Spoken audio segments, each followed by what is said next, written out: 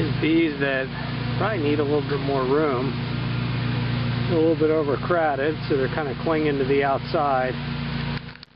They're also working to circulate the air through the hive so that essentially any honey up here can begin to cure, or actually any nectar in here can begin to cure and turn into honey. So, you know, the bees here are fanning their wings in a way that it's taking air in. The bees on the other side are fanning their wings so that it's moving air out. And that's why you see them clumped together like that. Now, this group might be moving air in, this group might be moving air out. I'm not sure, but you could probably tell if you held up a little piece of paper or a leaf to see which way the air current was going. But they're definitely directing current through this colony. So let's see what we have before we put on our bee escape. We'll just gently smoke this because we don't want the honey to pick up the smokiness. Just want to move the bees out. And we'll pop one of these frames. Let's see what we have here.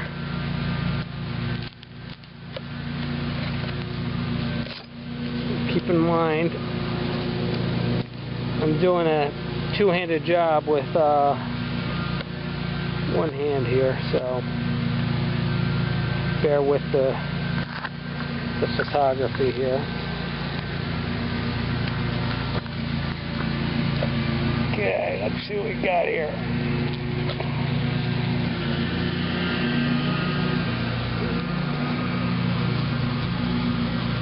Ooh. That's beautiful. So, this frame, completely capped. In layman's terms, you would say it's been ripened, and it probably weighs about 10 pounds. Empty, this thing would probably weigh maybe a half a pound. So you got about 9 pounds of beautiful golden summer honey that's ready to be extracted, but we're going to have to get the bees out of there.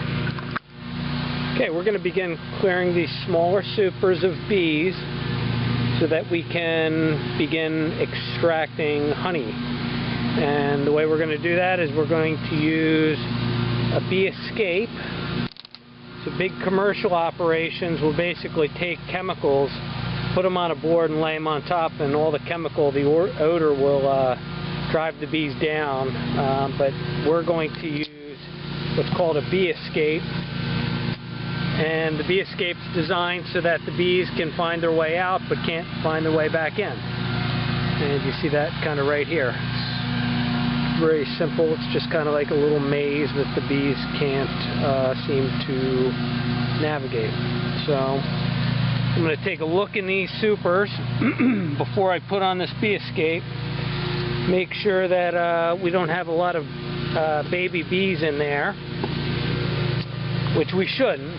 We should just have pretty much all solid capped frames of honey. Ideally, in these two supers, if I get 3 gallons out of each, that'd be another 6 gallons. So, you know, my yield hopefully this spring will be about 10-15 gallons. Okay. Let's see what we got here.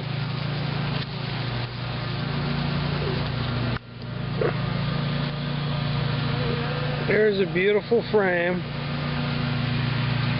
of summer honey.